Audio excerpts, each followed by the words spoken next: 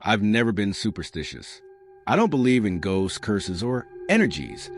But something happened to me a couple years ago that still haunts me, especially when I take night trains and see that car 4 is empty. It was winter. I was traveling from the south up to the capital. I'd been exhausted from work and booked a night train so I could sleep through the trip. I bought my ticket online. Seat 22, car 4. Nothing strange about it. The train departed at 11:45 p.m. The cold was sharp and dry, the kind that seeps into your bones. I boarded car 4 and noticed something quiet, not empty, but strangely silent. Around 10 people were spread throughout the car, all sitting alone. Some had headphones in, others were reading. No one was talking, like they were waiting for something or trying to avoid it. I settled into my seat, put on a relaxing playlist, and closed my eyes. I don't know how long I was asleep, but I remember what woke me, a strange sensation, like the train had braked suddenly, but without the sound, just a lurch, like time had hiccuped. I opened my eyes. The car was empty, completely empty. I stood up quickly and looked around.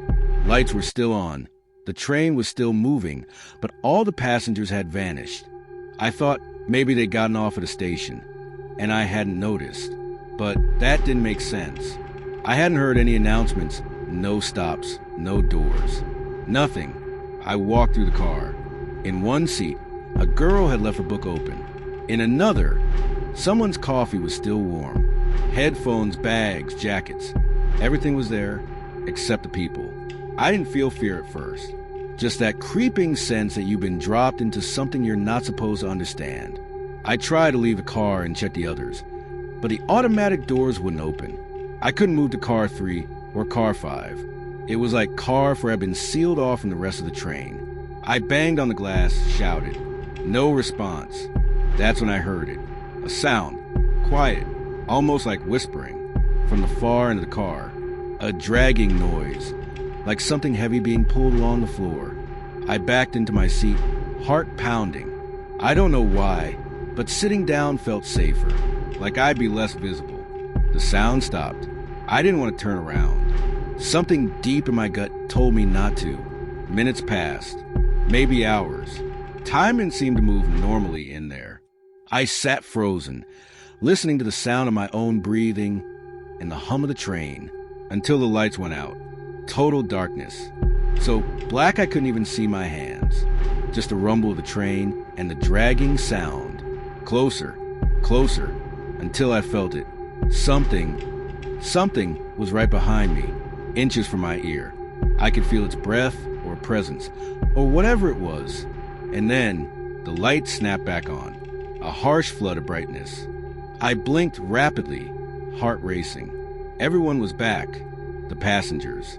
All in their seats, reading, listening to music, dozing off. Like nothing had ever happened. My coffee was still there. The train kept moving. I stood up and immediately went to find the conductor. I could move between cars now. No resistance.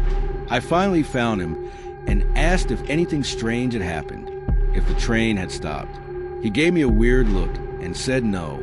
Everything was normal. I asked about car 4. His face changed. Car 4? He repeated, lowering his voice. You fell asleep in there?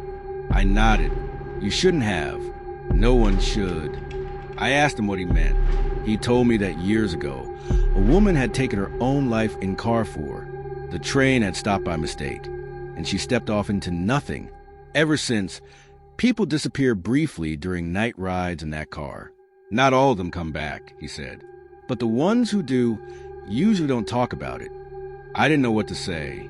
I just nodded and returned to my seat. I stayed awake for the rest of the ride, staring out the window, trying not to blink too long. Since that night, I avoid night trains when I can. But when I can't, I do something simple. I check my seat number. And if I see the number 4 on the ticket, I change it. You should too, because something's in that car. And it doesn't like it when you fall asleep.